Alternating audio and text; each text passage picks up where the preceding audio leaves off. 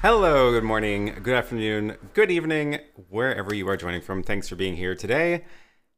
Hello and welcome. Good to see everybody in the chat. We are going to do this again, whatever this is. Going to chat about streaming and answer questions and maybe talk about what else I've been up to, talk about this little microphone I just did a video about. Definitely check it out if you haven't seen that yet. And I've got some stuff around here to show as well. And we do have I'm trying out a new camera angle too, trying out this camera over on this side, pointing at my desk. So we'll see how that goes. But yeah, if you do have a question, drop it in the chat. Make sure you start it with a Q, and that will filter it on my screen so I can see it better. And otherwise, we're just going to jump in and start chatting. So yeah, let's see who we've got in the chat. Oh, Jonathan, thank you. Kicking off strong with a super chat. Thank you for the super chat. Great video on the Tula. Thanks for all the streams. I get to see one actually live today. Thanks for joining. Awesome that you can make it. Almost 27,000. Yeah, I know, right? So close. So question. When you use, oops, it disappeared. When you use the Pi for companion control, what screen or interface do you use? So I almost, at this point, so I use the Pi for running companion, and the way that I am controlling or configuring the Pi is with the web interface. So this is the IP address of my computer. I wonder if my computer is going to cooperate today. Nope. Okay. I found a new bug on the Mac. We'll get to that in a second.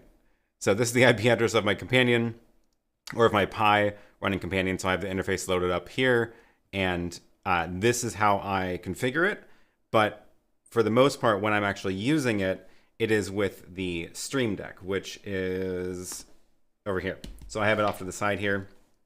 This is plugged in via a very long USB cable to the Pi that's in that rack back there. And it's actually a powered USB extension cable. So it can go like, I think this one is actually like 20 feet long, even though this is not actually 20 feet.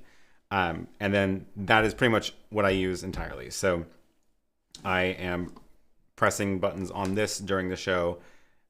Pretty much that's the only way I use it at this point. For a while, I was using the iPad interface for companion, and as like a secondary control surface. And it's okay. Like when you get in companion, you get these you get this, a couple different views of it actually, which is kind of confusing. Emulator web buttons, mobile buttons, and new web buttons. I don't even remember which is the one I was using. I think it was emulator. So it looks like this, and then if you open it on an iPad, you can just press the buttons.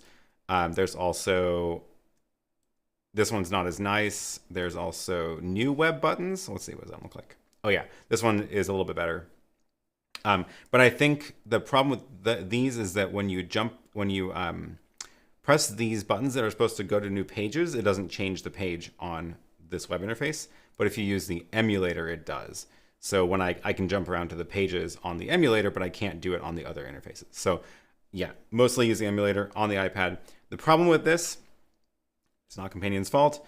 The problem is that there's no physical feedback. So like you can't feel where you are on the screen, and you can't like sort of have your finger ready on the button to press it.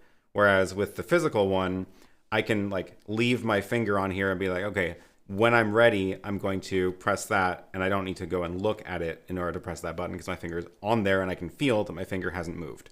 And that's actually a huge reason that the physical interfaces with the actual buttons are so much nicer. And it's pretty much why I stopped using the iPad interface for it and got a second Stream Deck and that extension cable. If I were on a gig, like out doing a conference, then it is definitely still useful to have the iPad buttons because it's wireless. And then it's like, I need to go up to the stage to go and like help the presenter get their computer plugged in, and I need to toggle what's on their conference monitor so I can, bring my iPad and do that wirelessly, which is great. I actually used to use the Strata macros app for that because I hadn't got into the companion world yet at that point. So Yeah, that's the story. Thanks for the super chat. And okay, cool. The questions are rolling in. And John, thank you for the super chat also. Thank you very much. I don't see a question here, but feel free to drop a question in and I should be able to find it. But I appreciate it anyway. Thank you very much. Okay. Good. Questions are coming in. Again, if you do have a question, start it with Q, and that way I can see them all in a nice little row here. I'm going to say hi to some more people first, joining from the frozen tundra of Wisconsin. Thanks for joining. Hi from Nigeria. Awesome. That is far away. I have never been. And oh yeah, what happened to the sound in the morning? I pressed the wrong buttons. What happened to the sound during the countdown? That was entirely my fault. Yep. Okay. So gonna go through some of these questions real quick. I see some rolling in. So Jonathan asks, have you noticed that there is a discrepancy between the ATEM software control version 864 and the ATEM itself as 861? Why is that? I think the reason is because the software control is it's actually a bunch of things all rolled into one. So it is how the firmware updates get pushed to the ATEM, but it is also, of course, its own app. And it controls a bunch of different models. So it controls the ATEM Minis, the Constellation, the older ones as well. And sometimes, like, they don't update the firmware across all the product lines all in sync. So I think what's happening is if it doesn't say to update the firmware in the ATEM Mini itself, it's because the new things they've been pushing out just don't affect that model. So I believe I am using... I'm actually on 861. I haven't even updated this computer. That's interesting. But yeah, I should probably do that at some point. I don't know what has been in the latest updates, come to think of it. Is it cold this morning? You are wearing a sweater. Yes, it was just above freezing this morning, which was a nice, delightful cold ride. It was sunny, which was nice. So, but actually it's a little bit warm in here now. So we'll see how long this lasts. I'm looking at my thermometer over there. I can't see it. A little toasty in here right now.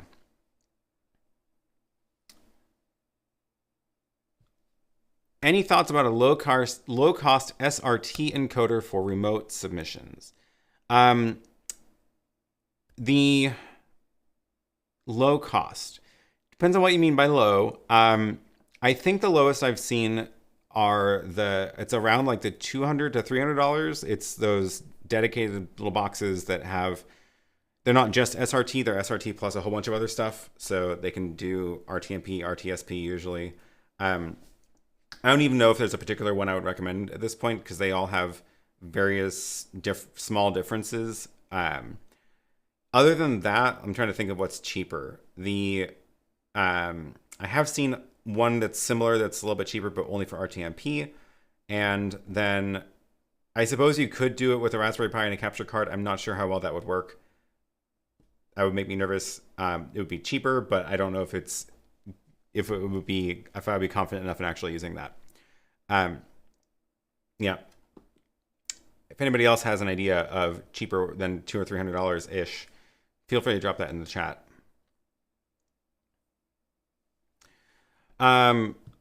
Hisham says, what's your experience with NDI with ATEM? Any feedback or comments about NDI? Yeah, I mean, NDI and the ATEM are essentially, NDI is made by essentially a competitor to Blackmagic. So I don't think we're ever going to see NDI built into the ATEM because it doesn't make sense for Blackmagic to pay their competitor the license fees for it. So instead, if you want to integrate NDI stuff into an ATEM workflow, you have to use a separate box to do the encoding and decoding. And there are getting to be more and more of those now, which is great. There used to be like only a couple, and they were way more expensive than they are now. So the price is coming down, which is good. You are always paying the license fee for that hardware. It's built into the price. So like if you look at the Magewell encoder that I have, for example. So the Magewell encoder or decoder that I've been using for like remote streams or from the cameras and stuff, they have a NDI and non-NDI version, and they're sold as separate products. And the only difference is whether or not the NDI software is built in, and it's like $30 more. So they're just passing that fee on to the consumer, which is fair. But yeah, I don't think we're ever going to see built in to the ATEM. And then, oh yeah, the other option is using a computer with software to do it. So vMix PCs, then you can use, you can do fancier stuff that way too. But like, it's never going to become part of the ATEM hardware, as far as I can tell. I think it's, I don't know. I'm actually not like a huge fan of it anyway. I think maybe with the new version 5, I'll find some more things to do with it, but I haven't felt like it's been super necessary for anything I'm doing in here at this point.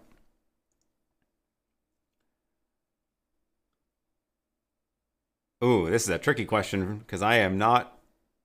Okay, we'll see if we can do this. On the Behringer, is it possible to assign different audio delays to different aux buses from the same input and microphone? I believe the answer is yes.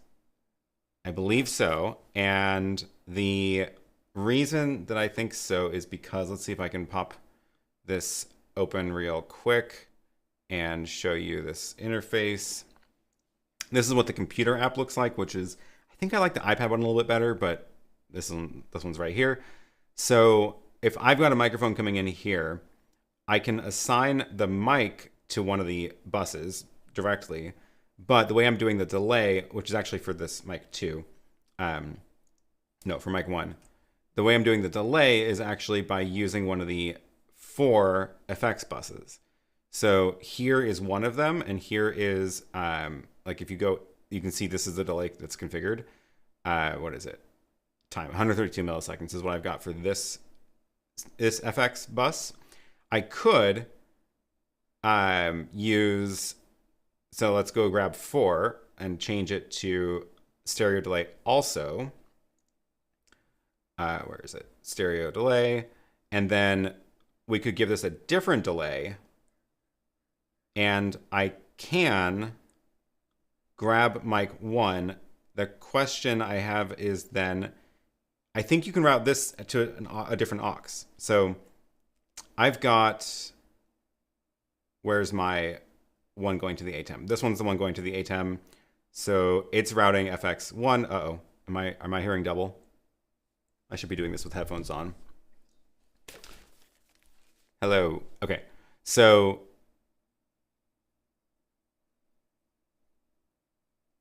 bus 1, oh no, okay, I remember what it was. This is just embarrassing. Okay.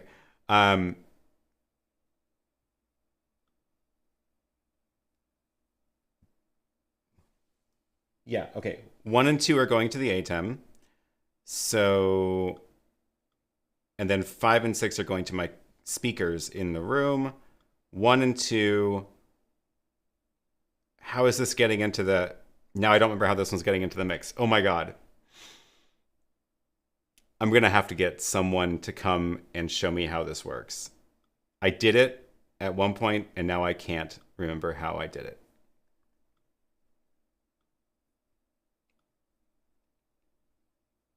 Did I steal channel 1 over there? Is that what happened? I did. Okay, so you can't do it because you can only have one channel routed to one FX. I can't send another copy of channel 1 over here because then it steals it. That's what's going on. So it looks like you can't. Interesting. Anyway, yeah, this is how I need to brush up on this stuff. Audio is tricky. Yep. Okay. Get these headphones off so I don't have to hear myself talk. It is getting warm in here. Okay, so oh, Christian, thank you for the super chat. I appreciate it. Any news on your membership system? I'm curious on how you will implement it. Nothing yet. So I'm still thinking it through. And I realized that, like, I realized that we kind of already have this happening right now. It's just that I can't give more. I can't give you more things that I want to give you. So like the super chats that are coming in is essentially like a membership program, right? Where like people are contributing, and if you contribute more than once, that's kind of like a membership. And I don't want to like stop the super chats because they're fun. It's fun to happen live. It's fun that I can, I can answer a question along with them. It feels a little bit nicer than just paying monthly, so I don't want to stop that. So what I realized was I want a way to tie that and have that be able to essentially be how you pay for the membership once I actually have a membership. So my plan is I'm going to make a place where you can actually get an account so that I can like know that you're signed up and keep track of, are you a member? And then you'll need to like fund it somehow. And if you want to just use a credit card, that's fine. If you want to use YouTube Super Chat, I want that to also count towards it. I don't want it to be separate. So I'm going to essentially rig up a way for that to happen, where it's going to, if you're watching live and if you contribute with a super chat, that I'm going to make a way to link to your account on this membership system that I have.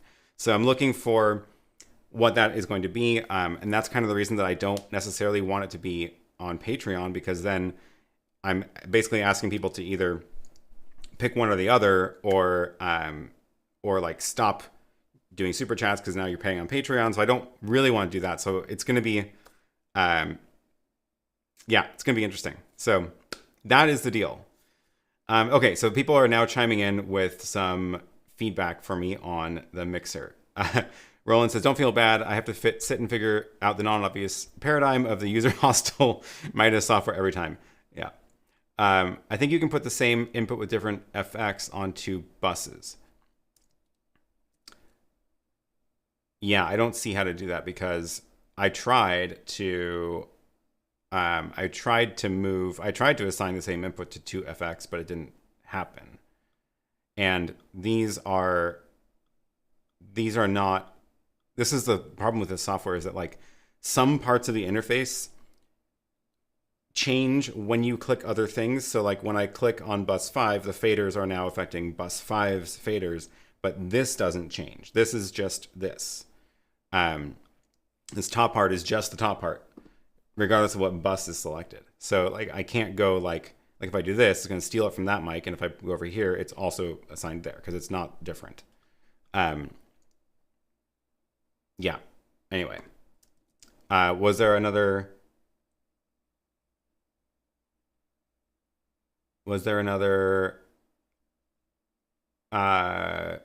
thought on that? I thought I saw another.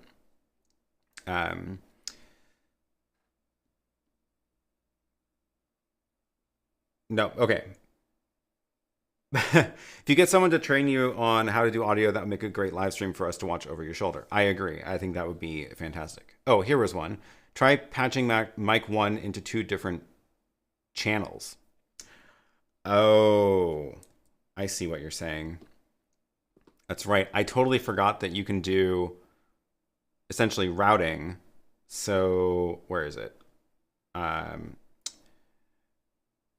Is it in the setup? No, it's in, there's a whole routing matrix in here.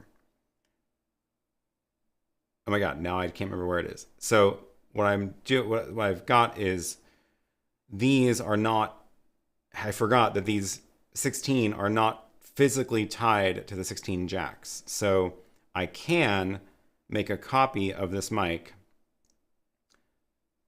if I, oh, where is the matrix? Maybe it is in here. Someone remind me. Maybe I should be using the iPad app. I feel like the iPad app just makes a little bit more sense. Where did it go? No, I don't have it on this iPad yet. Okay. While we're downloading that, somebody have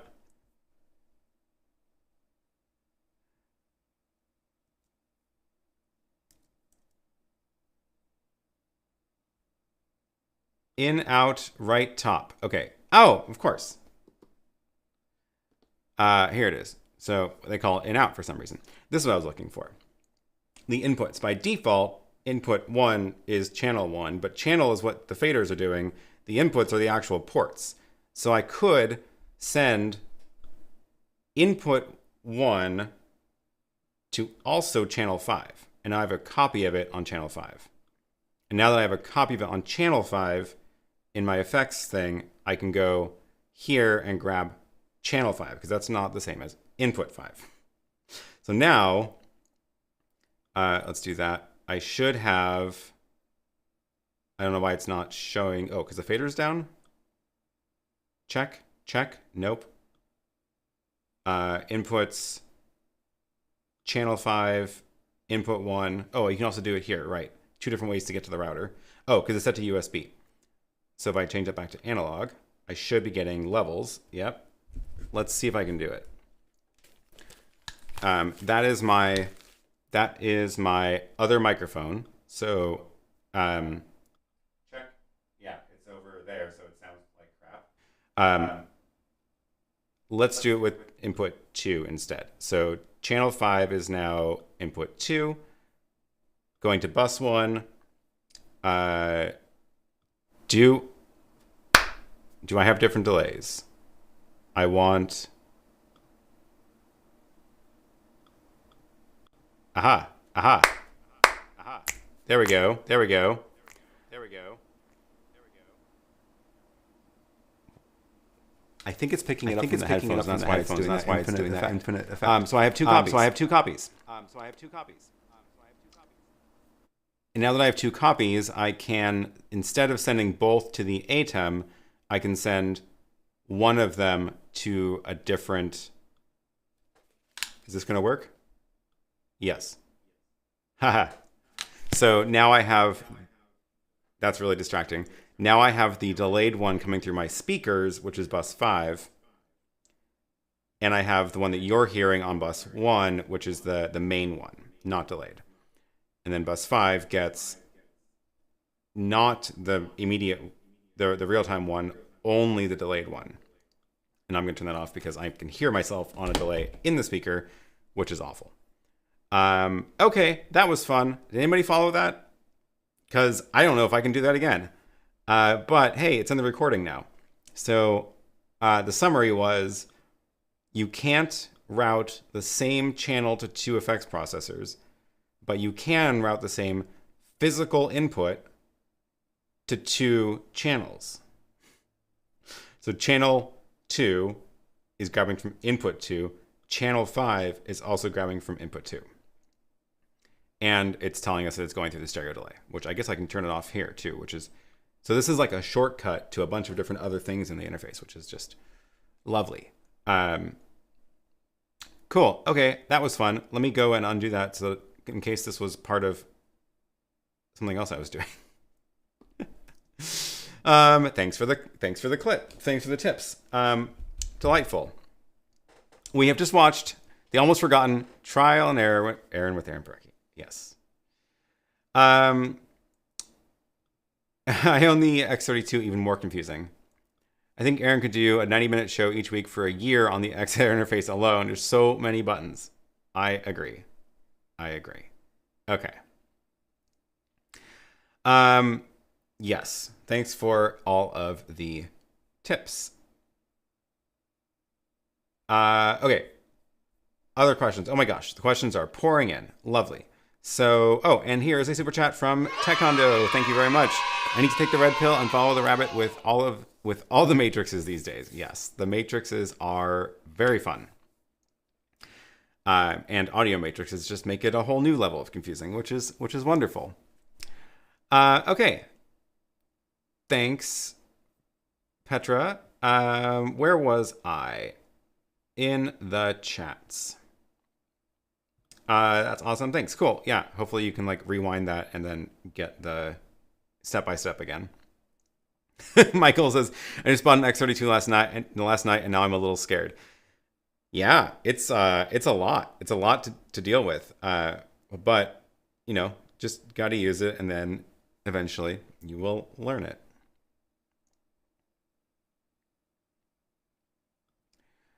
Oh, back to NDI. You had done some research on the NDI to HDMI. What was the cheapest you could recommend if we need to buy like 4 to 6? Honestly, the Magewell is solid. I cannot complain about that one at all. It's not cheap. It's like 300 and something, 380. Let me just go find that again. Yeah, it wasn't cheap, but it does work well. And here it is, NDI to SDI. Oh, they have an NDI to HDMI one also. Same idea. And I don't know. There's some that are like a little bit cheaper, like maybe $100 cheaper. But I don't know. I trust the Magewell one at this point a lot. Oh yeah, the super cheap one that I'm really optimistic about, which it does not exist yet, is the BirdDog Play. What is it? Wow, now I can't find it. I ordered it, pre-ordered it, I guess I should say, because I don't have it yet. But it was very affordable. Where did it go? Now it's not even showing up on DVE Store. That one's HDMI. Oh, BirdDog Play, 4K NDI player. That's the one, $149. It was the first result. Why didn't I see that? So this is the, this one is, let's see, grab that, drop this in the chat. This is the still pre-order, has not shipped yet. I like how they're like, oh yes, it's available December 2021. Maybe that's when it was supposed to ship, but it did not. And I think I got an update saying they're expecting it in, was it March? Maybe it was June. Still a ways out, but at $149, if this works as well as I think it will, that would be fantastic because that is a much better price. So hopefully this works out. Hopefully it's good. We'll see. We will see. Obviously I can't recommend that one yet because it doesn't exist. Yeah, should be out in December, but hasn't arrived yet. But yeah, get your pre-order now, I guess. That interface is why I haven't used our XR12 under production after 7 months. Yeah. Oh, yeah, okay, this is another good point. I just Googled the X32 versus the 18, and the X32 has output delays on the 6 XLR buses, which is better than what I was doing. Because what I have to do with this one is route it through an effects bus, which takes up the effects bus, which means I can't use it for anything else, obviously. But yeah, it looks like the X32 actually has an actual delay feature on the XLRs. So you can just delay it coming in without using the rest of the effects processor, which is probably also a lot simpler to configure. So I don't remember why I didn't get that one. I think I was just like, there's no possible way I could use a 32. So maybe I will regret that later. Yeah, I'm actually surprised the MR18 has no delay function on the inputs. It's a pretty common feature on digital mixers. I agree, especially because it's a digital mixer, so it seems like it would be easier to add it. But oh well. Chris says, for my church's reconstruction, a contractor recommended something from BirdDog, and I said, when will I get it? And laughed. Yeah. Okay. Let me scroll back up here. Here's one from Gary. Is it possible to use 2 streaming bridge between 2 ATEM Mini Pros ISOs? You mean like, yeah, I'm sure, I guess. So either way is fine. Like you can do, if you're talking about doing 2 ways, you could totally do that. So a streaming bridge and an ATEM on both ends, you could stream across to get the feed from both ends. There is a delay, depends on your internet connection, of course. So it may or may not actually be a good for whatever you're trying to do with it. It should also work for like 2 ATEMs streaming to 2 bridges on the same side. Totally possible. The main thing to keep in mind is if you're going over the internet, rather than like on your local network, you'll need to do port forwarding, configure port forwarding so that your two streaming bridges have different external ports forwarding to them. But that's really the only concern. And of course, bandwidth. Jamie says, are you using the new Tula mic in this stream? No, right now I'm on the overhead, but I can switch to the Tula. We can see how that sounds. I've got this cable here, and then it is on the desk here, and then I think it's already in analog mode. Looks like it is. So they actually, after I published that video, they actually emailed and said that they are working on an app which will help configure this, because it is kind of confusing just having to deal with like, what do all the buttons do? And is it in the right mode? I think it's in the right mode. So, okay, I'll put it down here. I guess I could put it on this little stand. That way it can be, that way we can have it a little bit closer to my face. So I will just take that out, put that up here. I do wish the cord looked a little bit nicer. Okay, it's pretty much hidden. And then let's go listen to it. So I should be able to go, I have it plugged into that ATEM, so I should be able to go into my audio.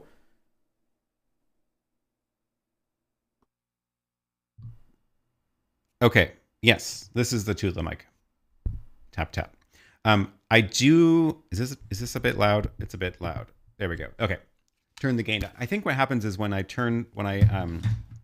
plug in a, I've noticed that when you plug in a cable, it will like reset the gain setting. So now it's turned down a bit. So yeah, so much more bass and volume. It's also, so it's closer to my face than this other microphone, but it's also a totally different kind of microphone. But I do have a little bit of audio processing going on in that ATEM, so I can show you what I'm doing there, because I mentioned this in the video, but the ATEM's preamps are a little bit noisy. So if you are running analog mic into them rather than line input, then you do get a little bit of noise on that signal. So what I did here was I actually had to turn the gain way down. It's at -20 on the mic into that ATEM. It's at -20, and then I do have a little bit of the effects here.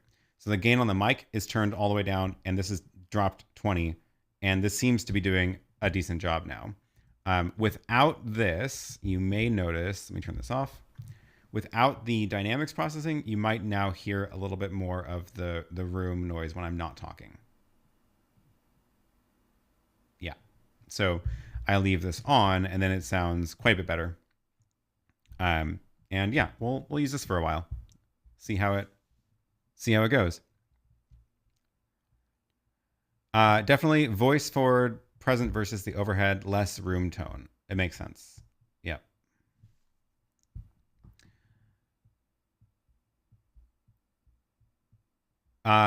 Okay.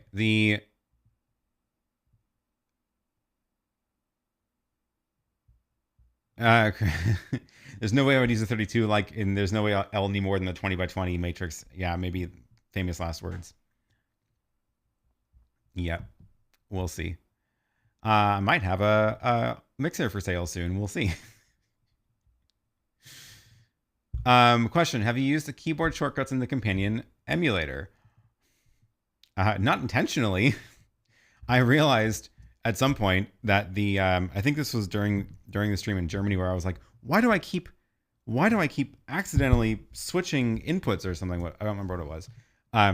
But it's because I use keyboard shortcuts to navigate the browser tabs. So if I have 5 browser tabs, I'll press Command 1 to get to the first tab, which is like where I'm looking at the chat. And this web interface recognizes the number 1, and it'll do whatever that is, which I forget what happens if I press 1 if I'm on the screen. I think nothing bad happens. It goes, it presses that button, so it goes up a page. So if I press Command 1, then I do jump over to that tab, but this one has now changed. So no, I've never actually intentionally used the keyboard shortcuts, only accidentally.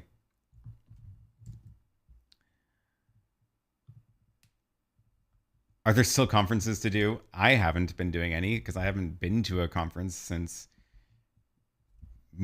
January 2020, I think. Yeah. So I actually hadn't been doing my last actual conference like job that I was filming at was in 2019 because I just I started traveling so much for work where I was doing my own talks at other conferences and other workshops that I just didn't have time to also block out for doing the filming gigs in Portland where I was filming conferences. So I actually hadn't done that for a while before everything shut down anyway. Michael asked, what timer did you use for the countdown? That is a custom web page that I created myself. It's a little bit of JavaScript that just has, it's a countdown timer written in JavaScript with some CSS formatting, but that's all just sort of homegrown. If you don't feel like writing your own, then I do definitely recommend H2R Graphics, which is, my keyboard is not in a great spot now with this microphone here. There we go. Kind of like hugging this microphone now. I have to like go around it in order to get my keyboard. H2R Graphics is an excellent piece of software, and it has a countdown timer built in. And that's actually what I'm using for the little thing that comes out on the bottom here. That is running in H2R Graphics. And I could, let me see if I have the page open. Here it is. Oh, and now my mouse is lagging. Lovely. Oh no, it's broken. I think I have to restart it or something. I don't remember how that works. Oh well, I'll show you later. Anyway, H2R Graphics, I'll just show you the webpage. It has a countdown timer built in, and it is also web-based, which is nice because essentially what it means is that you can bring it into, for example, OBS, which is how I'm doing these graphics. So if you look at my OBS scene, I have both H2R graphics loaded in here, as well as my own graphics overlay. And I'm not showing these. Those are some experiments from before. And both of these are web sources. So there's the output screen for H2R graphics, and then this is the one for my own graphics. And if I show that thing on the bottom, which I've got a companion button for, you'll see it in OBS.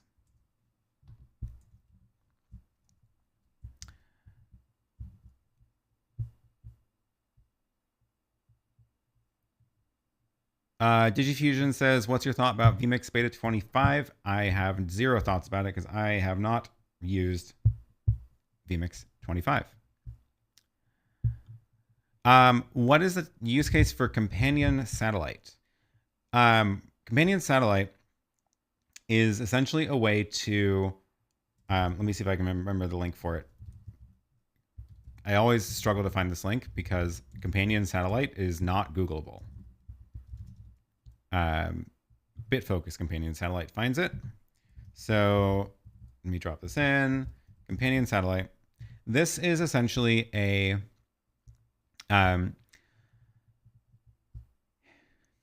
It lets you connect a Stream Deck to Companion over a network. So imagine you have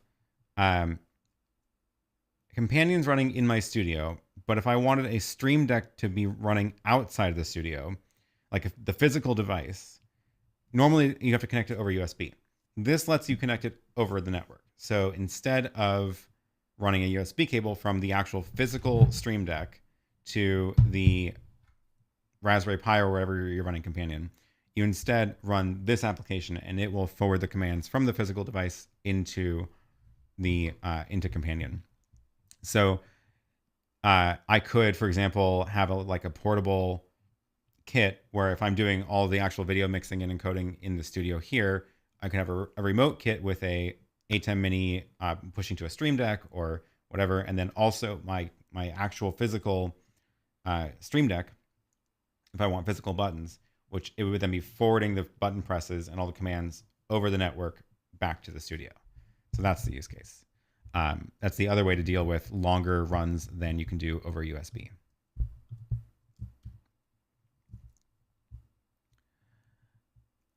speaking of USB, the cable for the Stream Deck, is it with external power or is it just active? It does, yeah, it does have its own power supply. So I had to plug in the USB cable to power, and then it can do that long distance.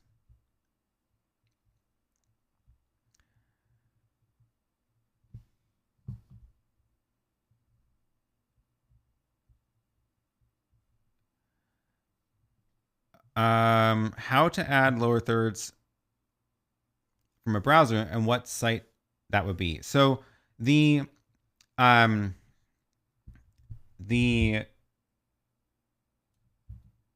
think OBS is the easiest way to do it. So like if you look at my OBS right now, this has got that chat message in it, and this is coming from a browser. So it's a browser source in OBS. So you can go here, click add new browser, and then type in a web page here, and it's going to put it on top of the screen because it's actually active. And then basically whatever you have in on that web page will show up on the stream. So then it's just a matter of like writing your own HTML and CSS. Essentially, like there's any way that you can get graphics on a web page, then shows up in the stream. So there are a handful of tools that do this. So H2R Graphics is one. There's Singular Live. There's a couple of ones that are made for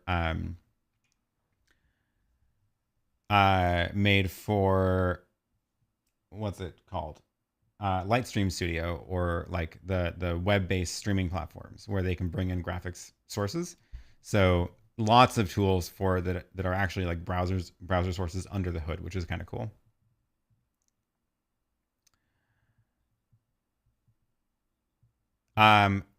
Downside of the desktop mic is now we can hear the key presses on the keyboard like laptop webcam style. I was wondering how much that was going to transfer through. This is on this little tripod, and it's on the table, so as I'm tapping, it's coming through. So that is the downside of table mounted microphone. If I hung this from the top like that microphone, it would be a lot better, obviously. Do I have a way to do that? Oh, I think I do, because I have this little magic arm. Can you see it? You can see it here. And I can go move it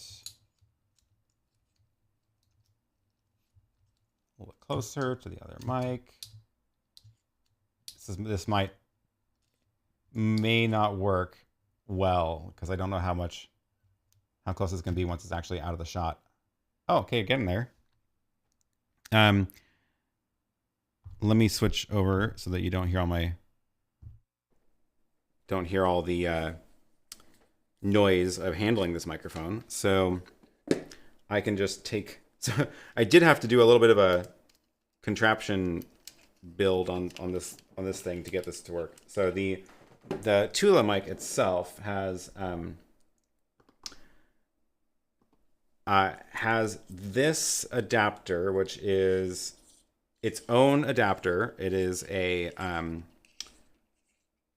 see if I can show it. It's got its own little special focus. There we go. It's got its own little special thing that goes into the mic, and then it's got the mic-sized thing on the bottom. So then I have this one that goes from 5/8 to 3/8, and if I want to use it with a tripod screw, which is 1/4 inch, I have another one that goes from 3/8 to 1/4.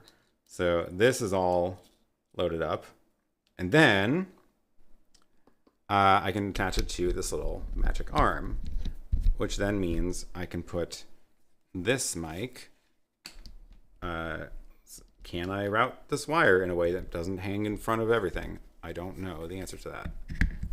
Then this mic will go here, and then really it should be on a stand here, but I don't have a stand over there.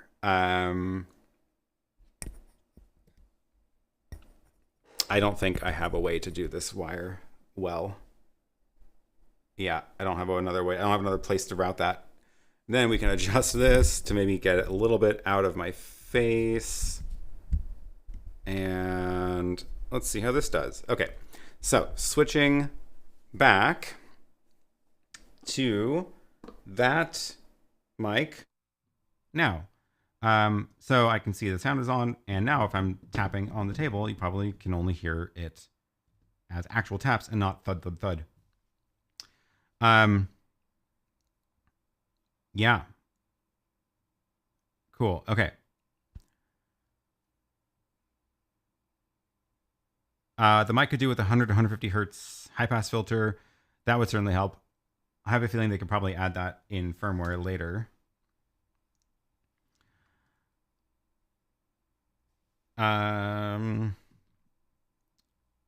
Okay. Back to the questions. We were chatting about just random stuff. Let's see, where was I? Oh, wait, I saw a good question from someone new. From Melissa, thanks for joining. I'd really like to use an iPad as a monitor on the ATEM, but not entirely certain it's possible without additional hardware. Yes, you are correct. The iPad doesn't have an HDMI input, which is the problem, nor does it support capture cards. So you can't even plug in like the USB from the ATEM Mini into the iPad. If you really want to use an iPad, then because it is battery powered and wireless, which is nice and small, you can, if you use a HDMI transmitter that supports connecting from an iPad. So the Hollyland, where is my link? The Cosmo C1, for example. The Cosmo C1 is an example of one of these devices where you would only need actually one of these because the other one's a receiver, but one's a transmitter, one's a receiver. And if you plug in the ATEM into the transmitter, this will also make its own Wi-Fi hotspot. And then you connect to the Wi-Fi hotspot from your iPad and you use their app to load it up there. It's not cheap. Like these things are not super cheap. So that's not definitely not the cheapest way to go. But if you do want the nice small battery powered wireless monitor, which is an iPad, that is definitely a way to do it. Otherwise you could go with, there are plenty of other small-ish monitors that will work. But as soon as you want it to be wireless or battery powered, you're going to either start adding more devices to it or adding a lot of size. And that's why the iPad is kind of nice. So, but yeah, that's the story.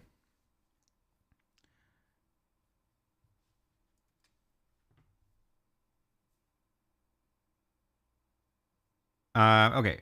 What could cause an ATEM Extreme to stop an ISO recording but still show recording with changing an HDMI input like a disconnection? No, that would definitely be a bug. Straight up not supposed to happen. I'm guessing the reason is because of the disc. So double check that you're using a fast enough disc and one that's one of their tested ones. They have a list of supported drives. Because if you are using one that's too slow or has other problems, then that's when weird stuff might happen. But there's no way that changing HDMI inputs would cause anything to happen with the recording, because that's just not how that device works, which is one of the reasons that I like the more hardware based devices. But the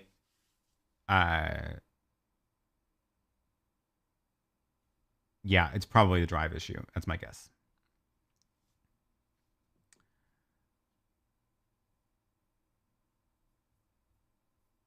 All right. Oh, here's a question. What's the name of the video distribution design web tool you use? This is another one of the H2R apps. John is just fantastic with these apps. This one's called H2R Gear. And this is, let me see if I have my, yeah, I do have my slowly becoming less and less accurate diagram of the studio here. But this is what it looks like. You can drag in equipment, show how it's connected. It's very handy. And then you can trace where the wires go to by just hovering, which is nice. This is becoming more and more out of date as I am changing up things slowly, but the main part of this is still accurate, which is the ATEM Extreme is doing most of the mixing for the show and this layout, and then it outputs over HDMI into the... Oh yeah, I did actually update this. This is correct now. So I have an HDMI out. It goes into a bidirectional converter. The HDMI pass-through goes into the television studio HD, but then SDI sends a copy into the router, because then I can get a different copy of the main out from this ATEM into other places in the studio. So I could record it onto a recorder or put onto a monitor here or whatever. And then the graphics are added up here from the Ultra Studio, and the HyperDeck is doing the Stinger and other things like that.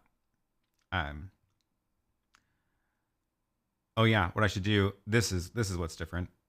This iPod Touch really now lives up here and is connected into 4, I want to say. No, 2, doesn't matter. This is what's doing the animation at the beginning with the little sidebar ads. So that's a keynote presentation running on the iPod, running into that. But yeah, this software is super cool, super useful.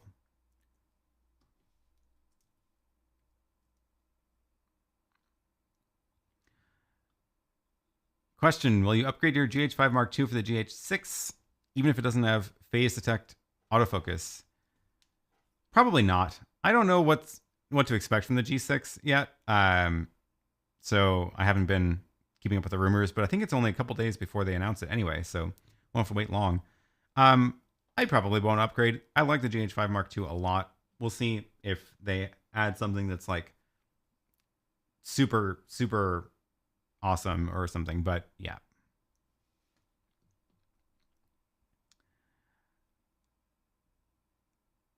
Can multiple ATEM Minis be connected in order to enable more than 4 HDMI inputs? Absolutely yes, which is actually kind of what I'm doing right now. There's absolutely no problem running HDMI out from one of them into another one. So essentially, if you have 2 ATEM Minis, you get 7 because one of the inputs is eaten up by the output of the other one. So absolutely works. It is a great, I think there's a lot of reasons to use that kind of workflow. I will say that having the ATEM Extreme with 8 is a lot more freeing compared to having 2 smaller ATEM Minis. A lot more stuff you can do with it, especially because it has Super Source, which is, again, this layout. I definitely would recommend, if you are getting to the point where you're chaining smaller ATEM Minis, definitely look at the Extreme instead, because that's going to just make it so you can do a lot more stuff. But then the Extreme plus another ATEM Mini is also great. Definitely doable.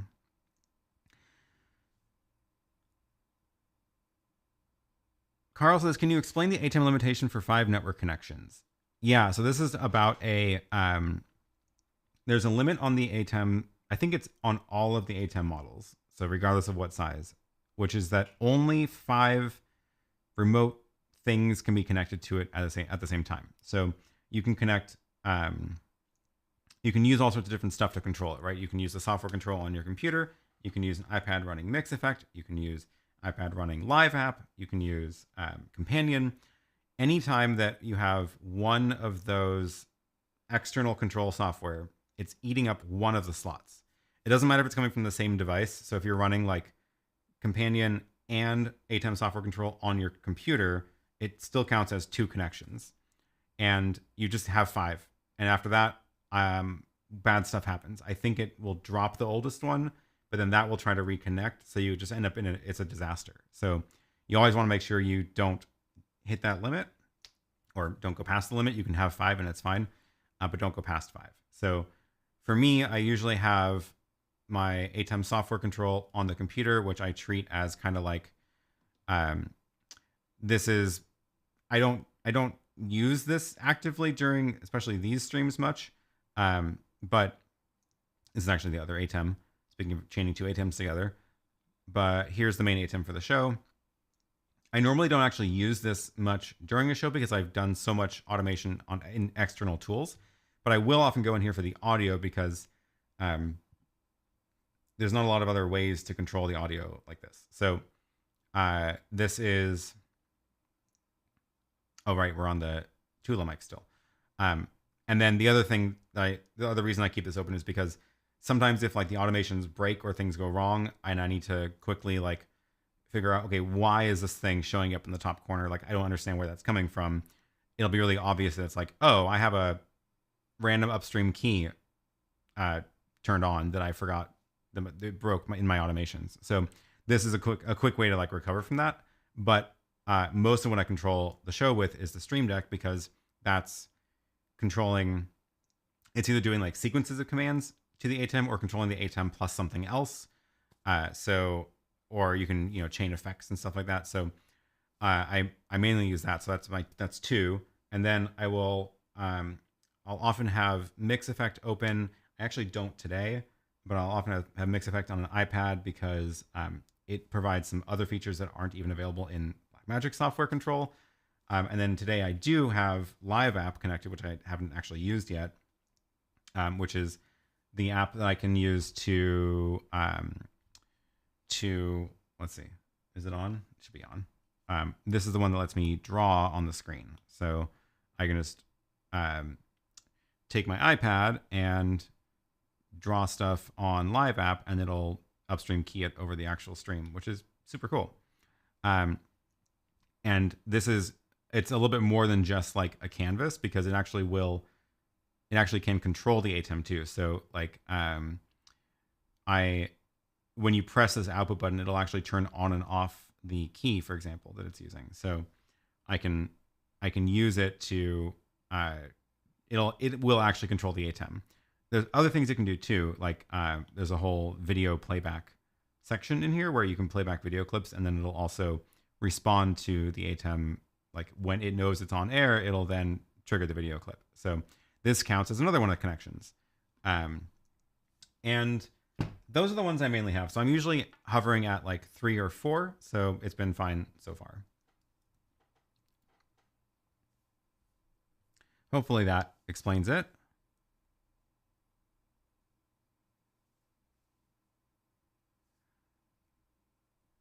Okay, lots of questions coming in.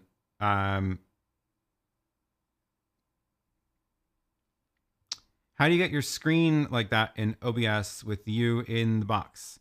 So that is called, it's a feature on the ATEMs called the ATEM Extreme, and some of the higher end ATEMs called Super Source. And it is what lets you do layouts. So I can show you quickly. So it has these like this idea of boxes and a background. So the background layer is this art tab, and I've got a graphic loaded there, and then I've got 4 boxes. I'm only using 2 right now. So box 1 is my camera. The source is this table, input 3, and you can see the position as I drag it around. It moves it up and down, and I can resize it and crop it. And then box 2 is the computer, and it's scaled down and then shifted over to the side. I'm not using box 3, but I could turn on box 3 and maybe shrink it and give you an overhead view in the corner. This is the layout tool. And this is like one of my favorite things about the ATEM Mini Extreme is this feature. Once you've got this configured, it essentially is like another camera angle. So I can switch to it. So you can see it's enabled right now. And if I switch over to the table camera, then you obviously can't see my computer screen. Here, I'll switch over to my computer screen instead. So there's the computer screen, and then there's Super Source. And the nice thing is like that layout is just always there, whether or not it's on camera. So it's kind of like another angle you can just cut to. Super, super cool. I love it. It's the main reason I use this for these streams.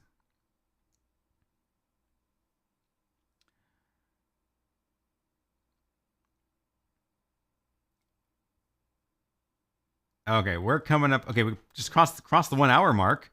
But hey, we're gonna go, I think, another 30 minutes or so. So I will keep going through some of these questions. Are you going to NAB in Vegas?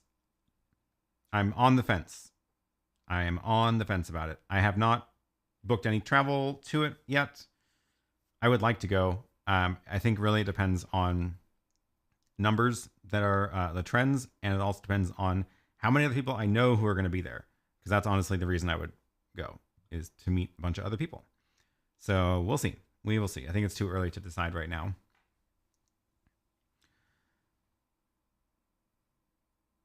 Chris says, I took a look at that mic. It's $224 in the US-ish, over $400 on Amazon Canada. Ooh, that's too bad. Must be something with the import situation. Yeah, I mean, it's not like a super cheap mic, but it is. I like it. I think it's cool. Not a big fan of this cord dangling, though. It's just my cord isn't long enough. What desktop stand did you use for the Tula? It looks good. It's not a good stand. It is a very cheap selfie stick from Amazon. I don't even remember what brand it is. Probably doesn't exist anymore. It's just a selfie stick, so it gets this long. I don't think it'll hold up the mic when it's this far out. Actually, it might. The mic isn't super heavy. And then it has little tripod legs, but then it has a little ball head built in. I don't even think if I could find the link that I bought this from that it would work anymore. But it's just it's called a selfie stick.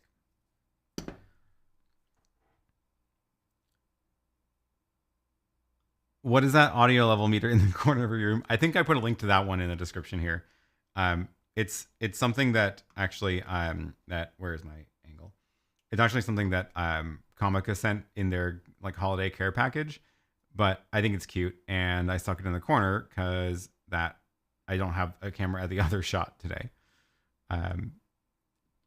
There's a million of these though on Amazon.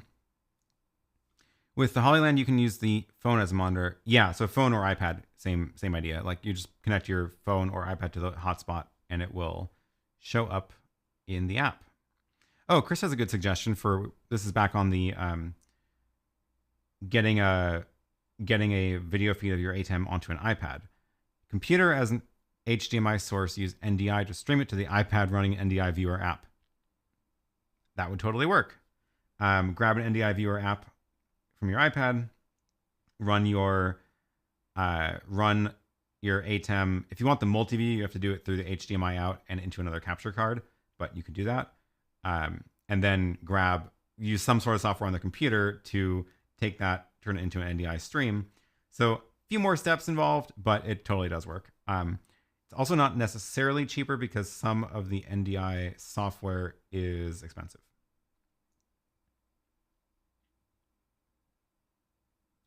Nice placement. Now you know exactly where your corner is. Always good to know. Yeah.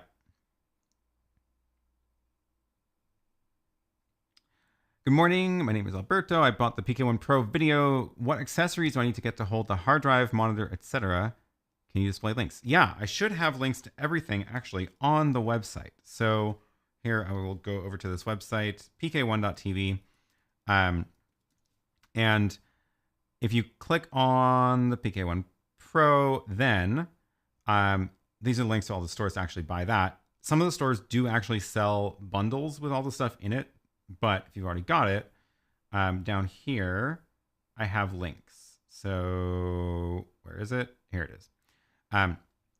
This is the SmallRig 1842 monitor mount. So that is, oops, it skipped. There it is.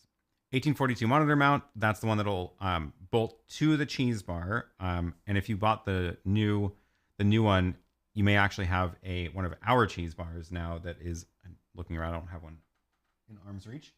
But you may actually get one of, you can get our cheese bar, which has holes centering it instead of this one, which is the SmallRig cheese bar, which is not centered.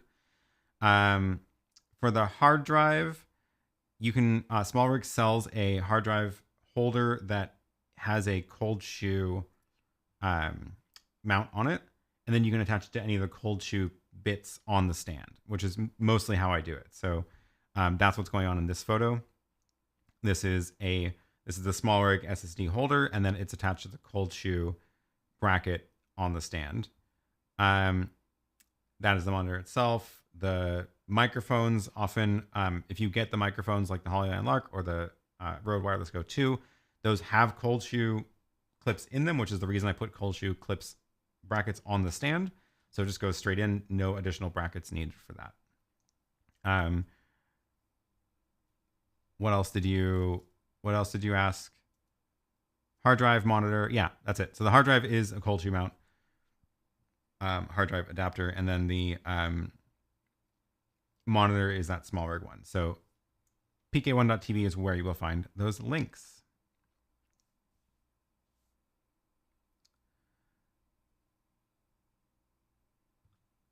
Felix says, I unfortunately experienced performance issues with H2R gear with larger plans. Any tips on that?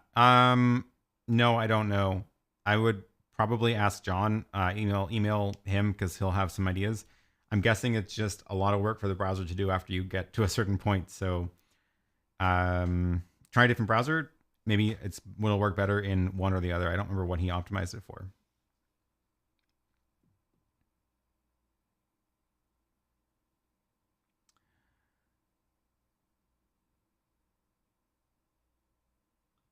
Why do I get bad video on the ATEM nearly every time I power up the Lumix G7? Unplugging the HDMI always fixes it. That's weird. I'm curious what you mean by bad video. I have seen sometimes I get like the colors are wrong, like it'll be green and purple and usually flickering for some reason. I have noticed that a couple times. That's not the G7 that happens to me. It's the G85. That's the one I have at home. Or wait, might be actually the G9. Anyway, same idea. I think it's just an HDMI handshake issue, and I don't know why it does that sometimes. And yes, unplugging the HDMI always fixes it, and plugging it back in.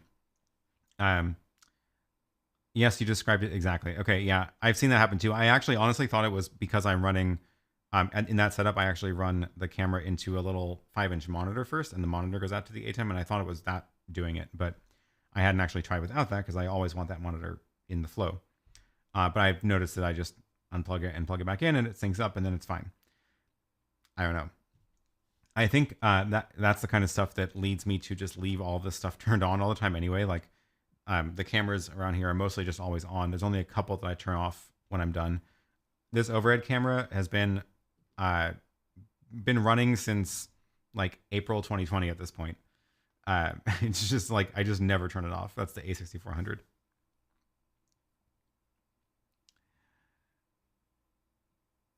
Jesse just hopped on. How did you set up your audio output light in the corner there? It's I just described it, but it's just a little. Oops, wrong one. It is just a little battery powered sound meter. It is literally nothing fancy. It's just running on a battery in the corner. It's got its own microphone.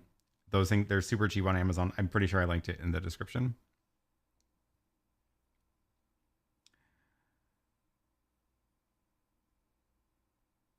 Can you connect an external MIDI controller to control the Fairlight audio panel? I think you have to go through a couple of hoops to make that work. I'm trying to remember if there's a short way to describe it, because the I don't think I've seen any like that support it natively. I'm trying to remember. But if you use, is there one?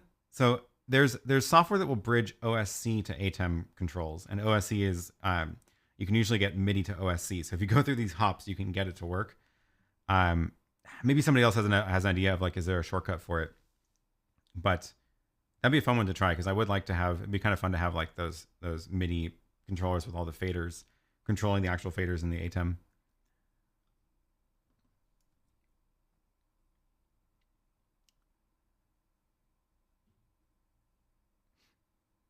Do you prefer your Lumix over Blackmagic cameras for live streaming? I find my Sony to be sharper than the 6K for streaming. So, funny story. So this is the GH5S right now. That's the one that I'm using for the main camera. And I usually have the Pocket 4K there, and I was trying to figure out why my image has been blurry, and I was like, maybe it's going through the teleprompter that's causing it, and the answer is no, that's not, because this is also going through the teleprompter and it looks fine. And then I discovered there's a setting on the Blackmagic 4K which turns on and off sharpening, so I need to try that again, and I forgot to swap it out before this stream. So, but yeah, I like the Blackmagic camera. It's also solid. I like its remote control for my phone works way better than the Lumix remote control does, I will say. I never have to worry about it with the phone and the Blackmagic camera. I just open up the app, it can connect, no big deal. With the Lumix cameras, it's like a whole thing of like going into the camera menu, making sure you've turned that thing on first, going and finding the right connection settings to restore. So having the Blackmagic camera there is way more convenient because it means it's a lot easier for me to deal with focus and changing all the settings and stuff. So I would like to swap it back, assuming I can get the sharpening working.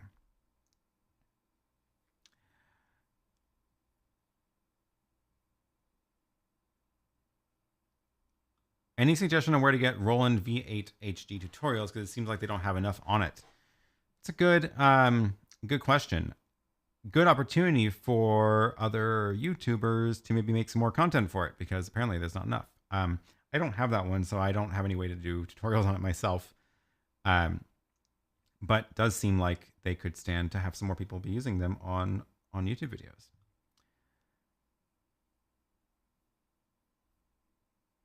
Cool. Okay.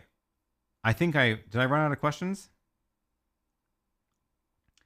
I set the sharpening detail to max. The image is still softer than other cameras I've used. Interesting. Yeah. I haven't finished experimenting with mine, like I said, so we'll see. It could just be that the Sony cameras are doing more sharpening, and that's the end of the story. Ooh, good question.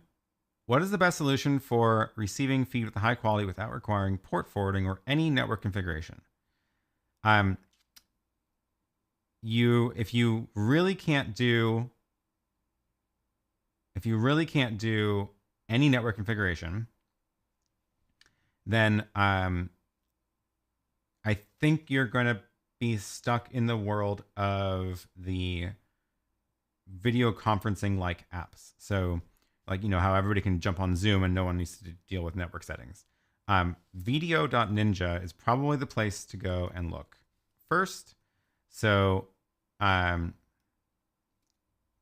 the Video.ninja is a very powerful tool for doing video stuff over the network, over the internet. And one of the things you can do is essentially use this to either bring in remote guests or view your ATEM multi-view remotely if you wanted to, right? So like there's no network settings to deal with. You just jump into a room. Once you're in a room, you can share out a link to that room to other people. They can load it up on a browser. It is, of course, entirely computer-based, so you have to have computers at both ends in order to make that work. But it is nice that you don't need to worry about any settings, really. So that is, that's the deal, yeah. Matt asks, on the ATEM Mini Extreme, can you send different audio to the different HDMI outputs or mute one output? Unfortunately, it's really too bad, because the ATEM Mini has a pretty powerful audio mixer, because you have all these like dynamics processors and EQ that you can do in the ATEM Mini, which means you can often get away without running an external audio mixer at all. But the problem is there is only one audio mix. And the one exception is there is a headphone jack, and you can solo outputs on the headphone jack. So I can say only listen to one output on the headphone jack, but the main audio that's going into the encoder or out the HDMI outputs, it's always the full main audio mix, and it's a huge limit. I think the biggest limit is that you can't do mix minus, essentially, where you want to have everything but one audio sent back over the USB output, for example, running into Zoom. So definitely a huge limit, and I wish they had better audio features built into the ATEM, but the answer is no. You cannot do any audio routing stuff, really. Yeah.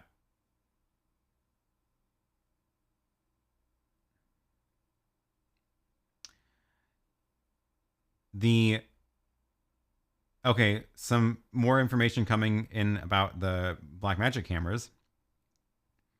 Sharpening is only for ProRes. No over sharpening in camera. Blackmagic cinema camera produces more cinematic look than any other cameras, even though the image is not as sharp. It might just be the look. That just might be the camera.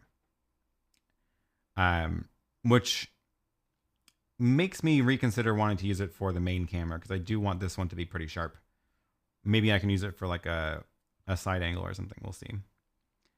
Or maybe if it was just closer to me, maybe it wouldn't matter if it was less sharp.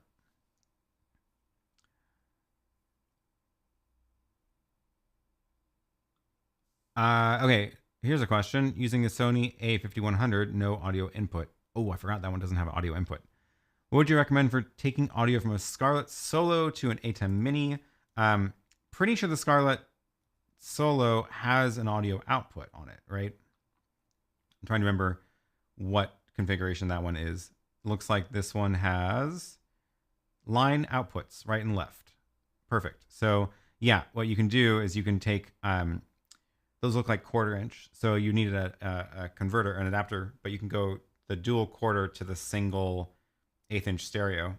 That cable absolutely exists, and run that into the ATEM. And it says line output, which is good, because then in the ATEM, you can go into your audio config here and choose line. And the reason I say that's good is because then you're not using the preamps in the ATEM, so it'll sound a lot cleaner.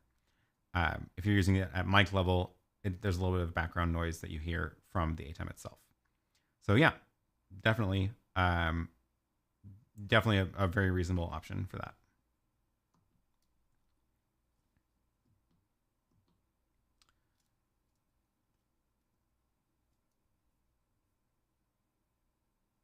Scarlett Solo works perfect with the ATEM Mini. Remember setting to line level and audio settings. Yes, exactly.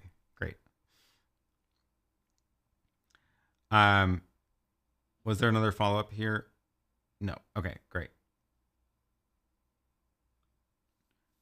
If Blackmagic releases a reasonably priced new rack-mounted switcher with ATEM Mini Extreme features, SDI maybe 2 MEs, would you be tempted to switch? 100% yes. If they have a rack-mounted switcher that is basically the ATEM Extreme, especially if it has SDIs, especially if it has more features than the ATEM Extreme, I will 100% get it. Like, I will be the first one to order it. Absolutely. Oh, Dave is reminding me, yes.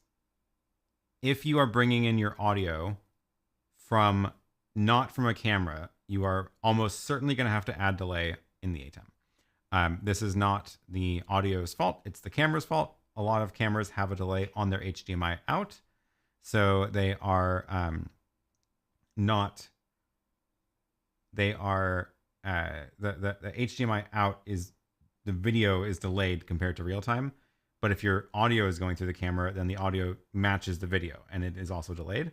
So if you're bringing in your audio separately from the video, you'll have to delay the audio to match. So thankfully, the ATEM also has an audio delay feature built in. So you can just do it in the ATEM. Graham says, I think the lack of audio routing in the ATEM is one of the reasons Aaron got his audio mixer. It's certainly why I had to upgrade when we have it work and buy one for use at home. Yeah, so like one of the things I can do with the external audio mixer now is I have more than just the microphone going into the stream, right? So if it's only the microphone, it's very straightforward. But because I also have the countdown music and I have like the super chat sounds, if those only go into the stream and are mixed in the ATEM, I then can't monitor that without also hearing myself. And I would like to, for example, hear only the music without hearing my own microphone, which I can now do with the mixer because I can send a separate mix to the speakers in the room. Then I don't even need headphones. So the speakers are actually playing the super chat sounds in this room, and the microphone picks it up again, but it's fine because it's also on the stream. And I can hear that in person. So that's something that I can't do only in the ATEM. Oh, but yeah, good follow-up question here. Would you bring in audio into a camera to resolve sync rather than delay in the ATEM? Personally, I think if you don't need all the extra ability to do routing and stuff with your audio, it is way simpler to do it. Just bring it into the camera, because it means you don't have to worry about the delay feature, and it will just always work by default. Plus, if you're then also doing like a backup recording in the camera, that recording has the good audio in that recording too, which is nice. So I think if you can get away with mixing all of your audio in the ATEM itself, and you don't need to do any other fancy stuff, route your audio into the camera, and then it's just solved.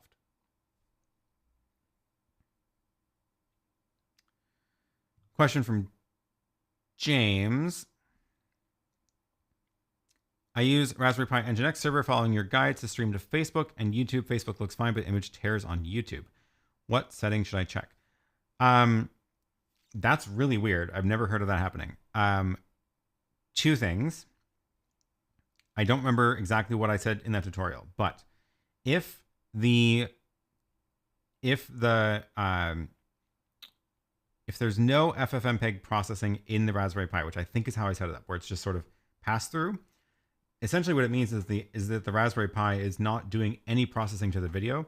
So it's actually whatever's at the other end sending. Like, it's just sort of passing it through. So it's whatever is being encoded is just being passed through directly. And I would expect that if you stream directly from whatever that was to YouTube, you would also see the problem. So changing settings on the actual encoder. If there is a FFmpeg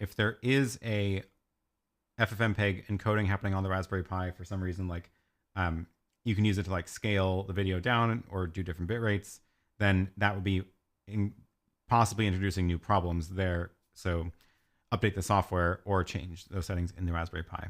But that's really weird. That's super weird. Okay, couple of more things coming in about camera delay. The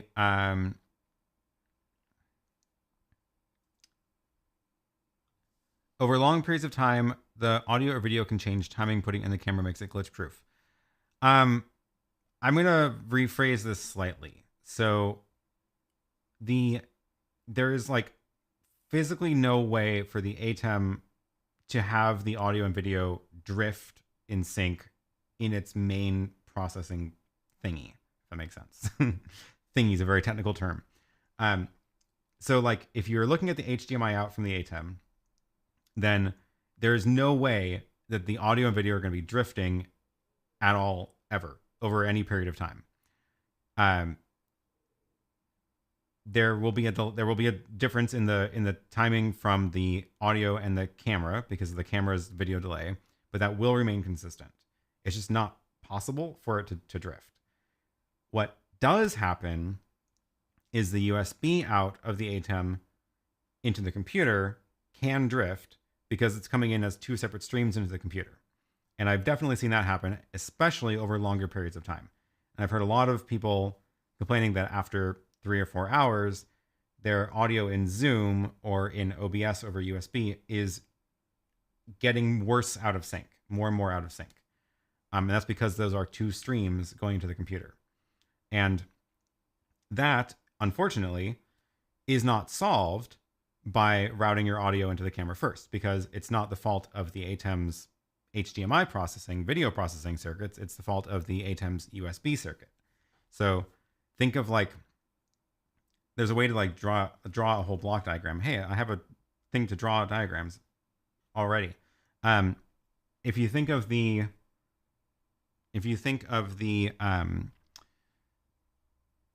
like the video signal path, I need to see where my face is at on this.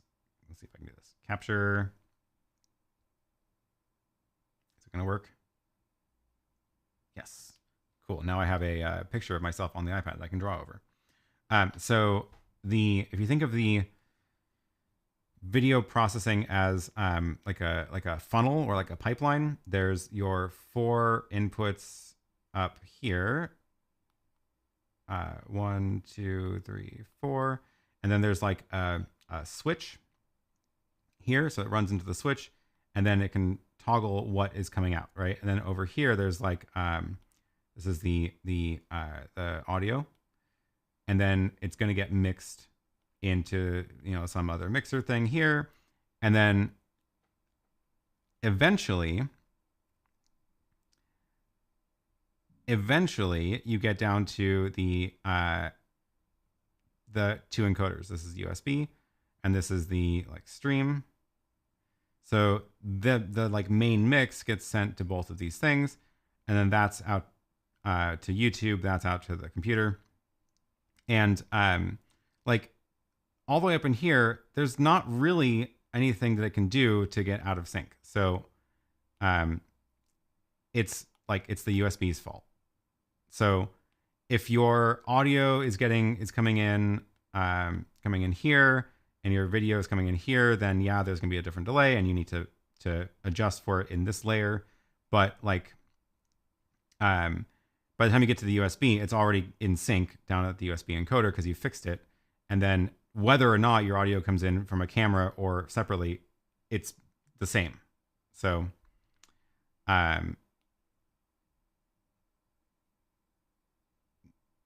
yeah, that's just a very long way of saying, if you're getting sync issues with your audio and video drifting, routing the audio into the camera is not solving it, because that's not where the sync issues are created. That's what I was trying to get at.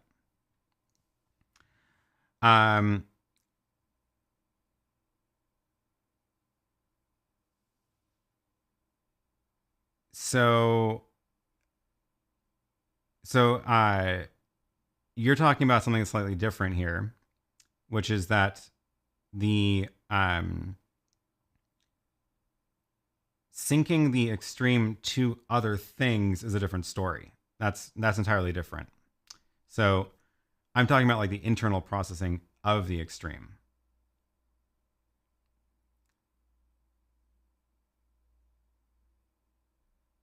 What oh, the whole conversation happening in here. Where else? I'm trying to grab these ones on topic. The delay on the cameras because it takes a couple of frames to process the image. Yeah, exactly. And different cameras will do it completely differently. So some of them, like the G7 is actually one of the slowest, longest delay. The Pocket 4K seems to be 1 frame.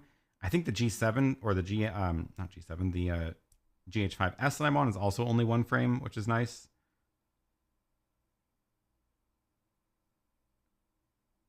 I was talking more about the sources drifting. I've never experienced it, but some people have asked about it in much earlier streams.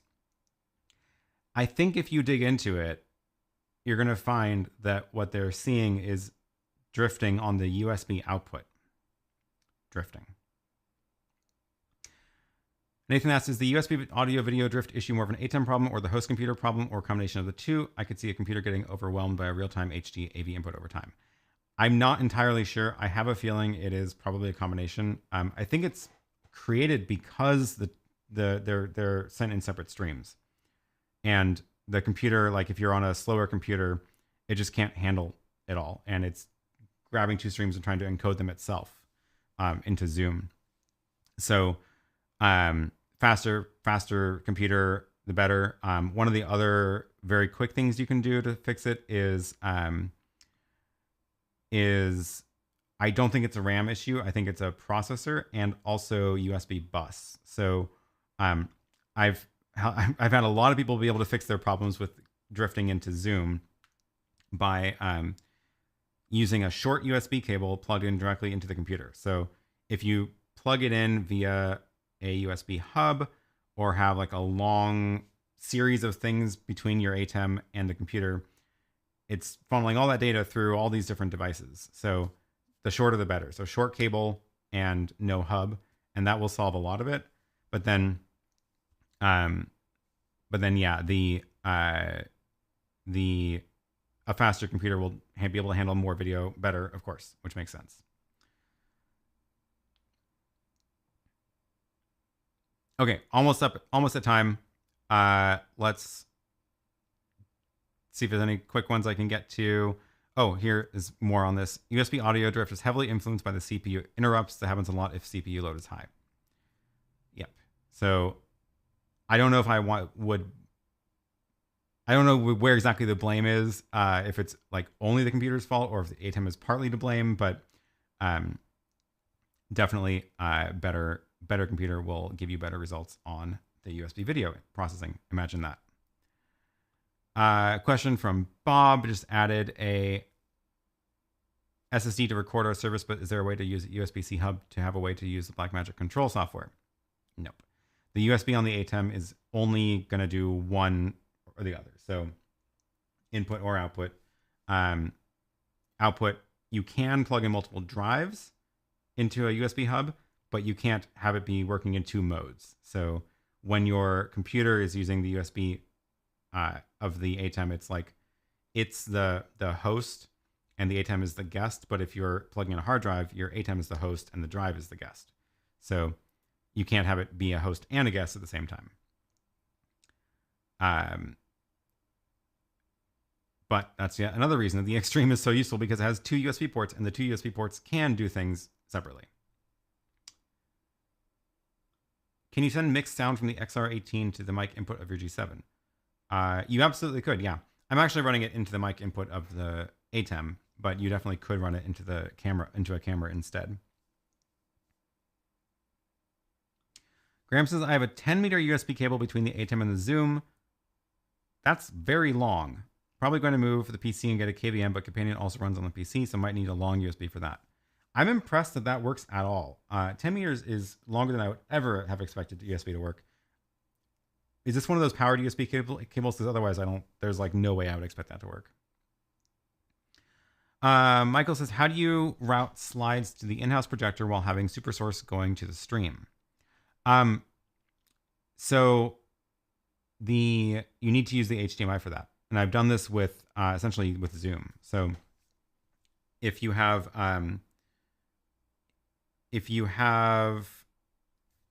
so with the Extreme, you have two HDMI outs, which is nice. So your one is your multi-view, so you can see what's going on. And that's like, this is HDMI 1 going out here.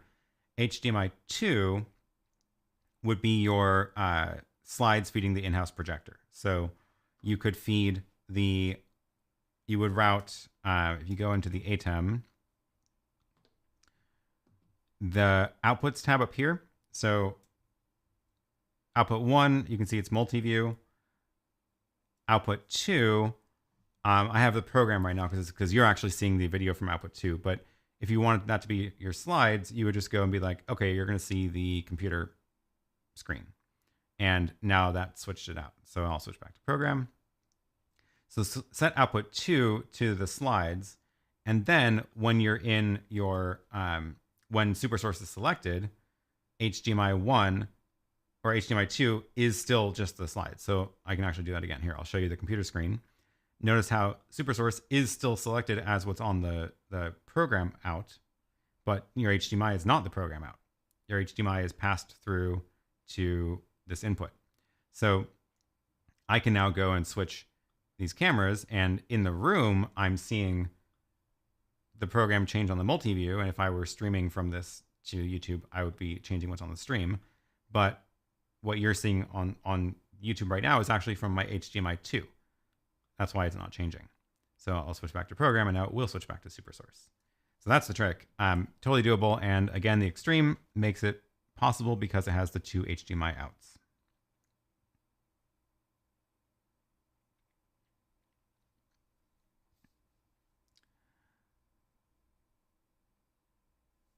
For a long USB run in the Stream Deck, is there a way to convert to Ethernet and back again?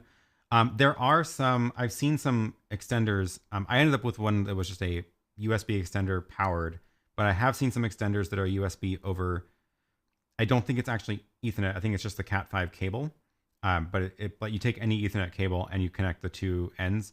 You can't run it over like a network switch, but you just run it over a long cable and it'll work. One of the problems is some of those devices are only USB 2, and the Stream Deck will work a lot better over USB 3. So I think that's why I ended up getting a powered cable, because I couldn't find one that I was like confident enough about that was going to be USB 3. But you might have better luck than I did searching.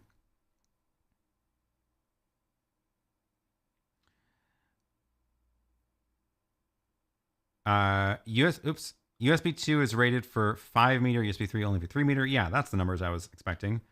Oh, USB-C optical. Okay, yeah.